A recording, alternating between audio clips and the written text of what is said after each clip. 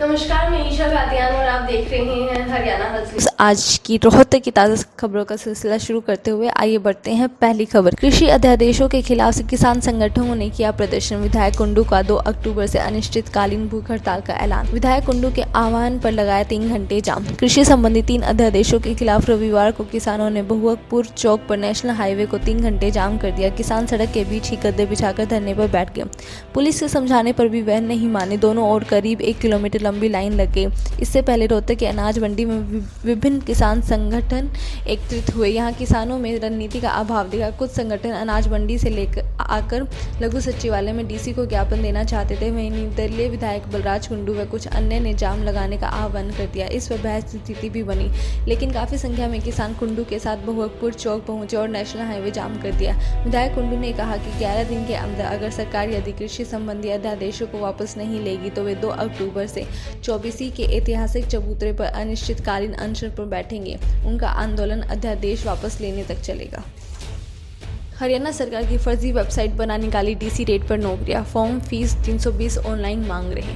Corona काल में प्रदेश में युवाओं को नौकरी लगवाने के नाम पर ठगी के मामले आए दिन सामने आ रहे हैं। अब शातिरों ने एक और नया तरीका अपनाया है। हरियाणा सरकार की वेबसाइट से मिलते जुलते नाम वाली वेबसाइट बनाकर उस पर डीसी रेट पर नौकरी का झांसा देकर ठगी का प्रयास किया जा रहा है। झज्जर के एडवोकेट रविंद्र कौशिक ने रोहतक रेंज के एडीजीपी संदीप खिरावर को शिकायत देकर मामले के बारे में अवगत कराया है। कुछ शातिरों ने हरियाणा सरकार की वेबसाइट www.haryana.government in की तरह के नाम की एक मिलती जुलती वेबसाइट बनाई है। आरोप है कि इस वेबसाइट में हरियाणा सरकार, भारत सरकार के विभिन्न मंत्रालयों और योजनाओं के प्रतीक चिन्ह भी अनाधिकृत रूप से इस्तेमाल किए गए हैं। इन छात्रों ने नौकरी के लिए आवेदन करने वालों से ड्राफ्ट या चालान की बजाय 320 रुपये ऑनलाइन पेमेंट मांगी है। यह वापस भी नहीं होगी। वेबसाइट पर सीधे तौर पर संचालनकर्ता में किसी का नाम या पता भी नहीं दिया गया है। अब यह जांच के बाद ही सामने आएगा कि यह वेबसाइट कब से और इस पर प्रसारित विज्ञापनों की क्या सच्चाई है। सितंबर में तेजी से बढ़ रहा कोरोना। मास्क लगाने के लिए जागरूक नहीं हुए तो रफ्तार और बढ़ेगी। 5021 हुए कोरोना मरीज। रिकॉर्ड 9 दिन में 1000 केस आए। अब तक 51 की हो चुकी है मौत। जिले में कोरोना मरीजों का आंकड़ा 5000 के पार पहुंच गया है। कोरोना काल में पहली बार 1000 केस 2.5 माह में मिले थे। रविवार को रिकॉर्ड 9 दिन में कोरोना के 1000 केस सामने आए हैं। 9 दिन में 1000 कोरोना पॉजिटिव केस मिलने पर स्वास्थ्य विभाग के उच्च अधिकारियों की चिंताएं बढ़ गई हैं। पहली बार 2.5 महीने, दूसरी बार 27 दिन, तीसरी बार 19 दिन, चौथी बार 11 दिन और 5वीं बार 9 दिन में कोरोना ने 1000 का आंकड़ा छुआ है। हालांकि अभी तक मिले 5021 कोरोना केस में से 3774 मरीज संक्रमण से उभर चुके हैं। आइए अब देश भर की खबरों का सिलसिला शुरू करते हैं। यूएई स्वास्थ्य मंत्री मोहम्मद ओवैस ने लगवाया कोरोना का पहला टीका। बोले यह पूरी तरह सुरक्षित और प्रभावी है। यूएई के स्वास्थ्य मंत्री अब्दुल रहमान बिन मोहम्मद अल ओवैस ने शनिवार को कोविड-19 का पहला टीका लगवाया है। मंत्री को यह टीका स्वास्थ्य और रोकथाम मंत्रालय के उस आदेश के बाद लगाया गया है जिसमें अधिक जोखिम वाले लोगों जैसे फ्रंटलाइन हेल्थ वर्कर्स को टीका लगाने की अनुमति दी गई है। इसके बाद अल ओवैस ने कहा वैक्सीन के क्लिनिकल ट्रायल के सकारात्मक नतीजे उत्साहवर्धक हैं। वैक्सीन सुरक्षित और प्रभावी है। उन्होंने कहा यूएई सरकार किसी भी खतरे से अपने लोगों की सुरक्षा करना चाहती है।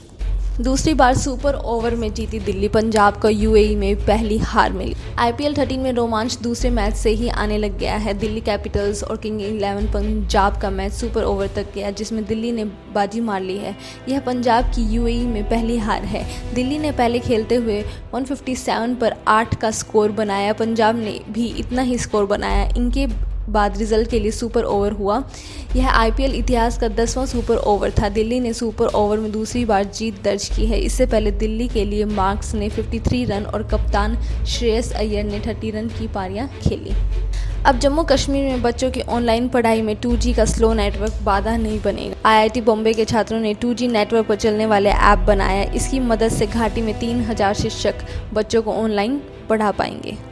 अभिनेत्री पायल घोष ने अनुराग कश्यप पर यौन उत्पीड़न का आरोप लगाया। फिल्म निर्माता निर्देशक अनुराग कश्यप पर अभिनेत्री पायल घोष ने यौन उत्पीड़न का आरोप लगाया है। उन्होंने कहा है कि वह सोमवार को मुंबई के ओशिवार पुलिस थाने में एफआईआर कराएंगी। पायल ने शनिवार शाम कश्यप के खिलाफ सोशल मीडिया पर प्रधानमंत्री के कार्यालय को टैग करते हुए कहा कि अनुराग कश्यप ने 2015 में उनका यौन उत्पीड़न किया था।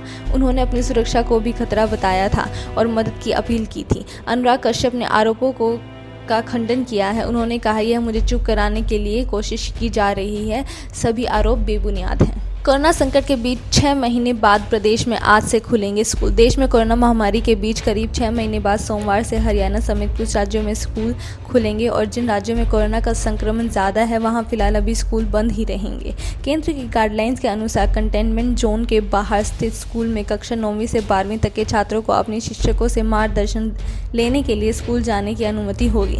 हालांकि इसके लिए स्टूडेंट्स पेरेंट्स से लिखित अनुमति लेकर ही शिक्षकों से गाइडलाइंस लेने स्कूल जा सकेंगे। स्कूलों को केंद्रीय स्वास्थ्य मंत्रालय की गाइडलाइंस का पालन करना होगा। उत्तर प्रदेश, कर्नाटक, दिल्ली, उत्तराखंड, झारखंड, राजस्थान, गुजरात और केवल ऐसे राज्य हैं जहां अभी स्कूल बंद ही रहेंगे। इनमें से कुछ राज्यों ने पहले स्कूल खोलने की घोषणा की थी, लेकिन बाद में फैसला बदला। दिल्ली में 5 अक्टूबर से स्कूल खोलने को कहा है।